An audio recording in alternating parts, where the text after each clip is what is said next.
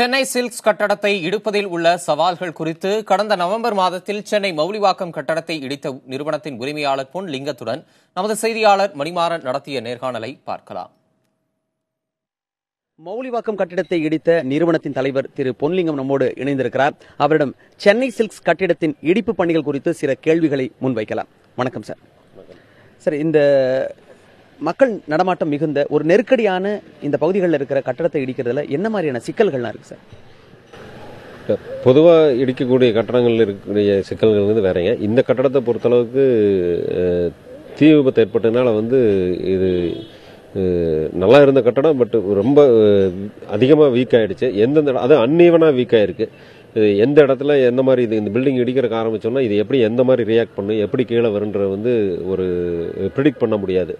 தீ அணைச்சதுக்கப்புறம் கரெக்டாக ஒரு இன்வெஸ்டிகேஷன் பண்ணி அதுக்கப்புறம் அந்த மெஷினரி ஒரு தூரமாக இருந்து ஹைரேஜ் டிமாலேஷன் எக்யூப்மெண்ட்ஸ்னு சொல்லியிருக்கு. அதை வச்சு ரொம்ப தூரத்துலேருந்து இந்த பில்டிங்கை இடிச்சோம்னா தான் அது சரியாக வரும். அது இடிக்கும்போது அந்த அதை கூட இருந்து அந்த கைடு பண்ணுறதுக்கு சரியான வல்லுநருங்கன்னு அது. ஏன்னா இந்த கட்டடம் இடிக்கும் போது எப்படி ரியாக்ட் பண்ணுன்றது அந்த கூடையே இருந்து பார்த்தா மட்டும்தான் அதை கரெக்டாக ப்ரிடிக்ட் பண்ண முடியும். நெருக்கடியான இந்த மாதிரி இடங்கள்ல இடிக்கும்போது என்னென்ன நடைமுறைகள்லாம் நம்ம பின்பற்றணும் சார்?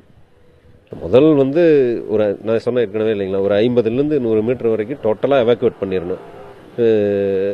சுற்றி இருக்கக்கூடிய மின் இணைப்பு, தண்ணி லைனு, மற்றபடி ஹியூமன் பீயிங்ஸ் எல்லாத்தையும் எவாக்குவேட் பண்ணிட்டு அதுக்கப்புறம் ரொம்ப ஸ்லோவாக, அதாவது லாங் ரீச் மிஷின்லேருந்து ரொம்ப தூரமாக இருந்தால் இந்த கட்டடத்தை அட்டாக் பண்ணணும். அது முதல்ல ரொம்ப வீக்காக இருக்கக்கூடிய பாயிண்ட்ஸ் எல்லாம் அட்டாக் பண்ணி கீழே காட்டிட்டு அதுக்கப்புறம் கொஞ்சம் ஸ்ட்ராங்கான பாயிண்ட்ஸ் போகும்போது அது இன்னர்லேருந்து, அதாவது இது சொல்லப்போனால் முடிஞ்ச வரைக்கும் அந்த ஸ்பாட்லேயே விழுகிற மாதிரி முயற்சிகள் செய்து அதுக்கு கிட்டே இருந்து மேற்பார்வை பண்ணி செய்தால் தான் சரியான விதத்தில் இடிக்க முடியும் அந்த கட்டடத்தை.